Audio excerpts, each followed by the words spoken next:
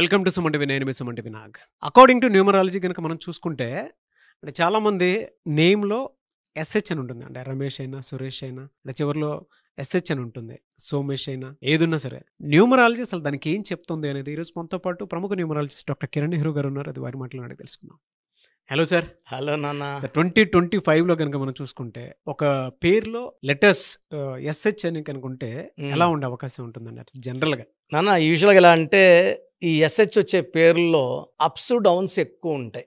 కామన్గా తీసుకుంటే రమేష్, వీళ్ళు కానీ ఒకటిలో కానీ మూడులో కానీ పుట్టుంటే ఈ పేర్లన్నీ కూడా రమేష్, రాజేష్, రాకేష్, సురేష్ ఇవన్నీ 6 లెటర్ల పేర్లు. ఈ 6నో పుట్టుంటే 60% బాగుంటారు, 60% బెటర్గా ఉంటారు. వీళ్ళు 1న పుట్టినా 3న పుట్టినా 1 సూర్యుడు, 3 బృహస్పతి దేవతల గురువు, ఈ ఇద్దరికి 6 శత్రువు. మ్యాక్సిమం ఎస్హెచ్ వచ్చే పేర్లన్నీ కూడా 100%లో 90% 6 అక్షరాల్లో ఉంటాయి. సో 1కి 3కి 6 శత్రువు. సో 1 అడుగు ముందుకేస్తే 6 వెనక్కేయాలి.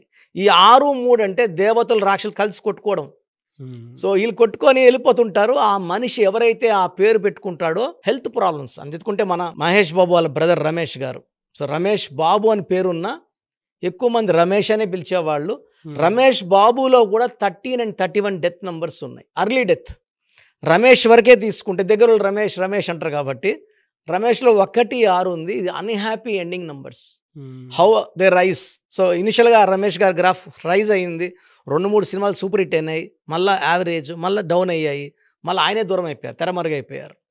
విత్ ఈ ఎస్హెచ్ ఉంటే ఎలా ఉంటుందంటే కొన్ని బ్యాడ్ క్వాలిటీస్ అలవాటు అవ్వడము, క్రమేపీ హెల్త్ పాడవడము, ఆరోగ్యం పాడవడం, కోపం పాడవడం, డబ్బులు పాడవడం.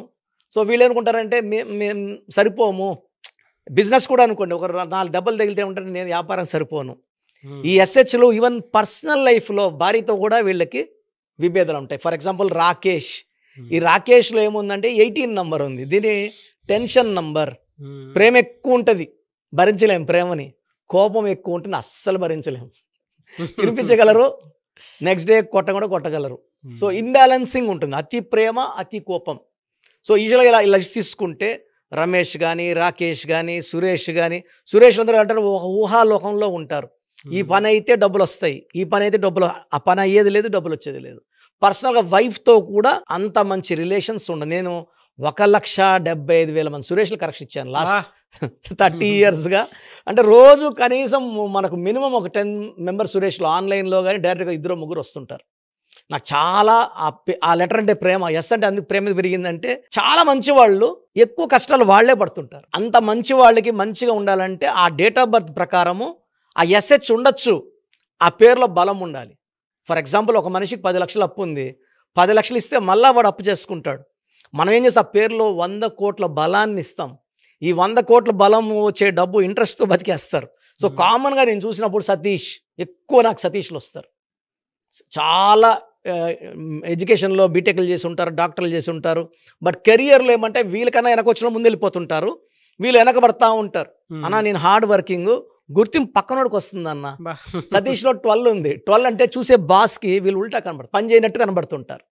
అలా కామన్ నేమ్స్ తీసుకుంటే యోగేష్, రితేష్, మనీష్, సంతోష్. నేను ఇప్పుడు కనీసం ఒక 20,000 మంది సంతోషాలు చూశాను. ఏ సంతోష్ కూడా సంతోషంగా లేడు. ఒక రకమైన బాధ, ఒకరి ఫైనాన్షియల్ బాధ, ఒకరి భార్యతో బాధ, ఒకరికి జాబ్లో బాధ, అంటే జాబ్లో బాస్ హెరాస్మెంటో లేదా ఓవర్ వర్క్ ఓవర్లోడో.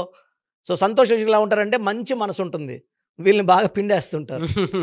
సో తనీష్ లేదా సురేష్ లేదా భవేష్, వేదాంశ్, ఆదర్శ్, ఆకాష్. హీరో ఆకాష్ కూడా 4-5 సినిమాలు బాగా ఆడాయి, మళ్ళా ఫేడ్ అవుట్ అయిపోయాడు. Even Rupesh, even Tanush, even Harish. ఒకప్పుడు హరీష్ అని ఒక హీరో ఉండేవాడు, చిన్న ఏజ్ నుండి హీరో అయిపోయాడు, ఇప్పుడు ఎక్కడ కనబడడం లేదు. సో ఈ ఎస్హెచ్ అంటే ఒక పీరియడ్లో రైజ్ అవుతారు, పీరియడ్లో పడిపోతారు. ఫైనాన్షియల్గా 40 తర్వాత స్ట్రగుల్స్ ఎక్కువ ఉంటాయి, 45 తర్వాత విపరీతమైన హెల్త్ ప్రాబ్లమ్స్ ఉంటాయి. అండ్ 80% to 90% నేమ్స్ 6 లెటర్స్లో ఉంటున్నాయి. సో ఆ చెక్ చేసుకోవాలి. ఒకవేళ they are born in 1 or 3, అది కంప్లీట్ ఫెయిల్యూర్. 2లో పుట్టినా 4లో పుట్టినా ఒక 40-50%, 6లో పుడితే 60% బలం ఉంటుంది.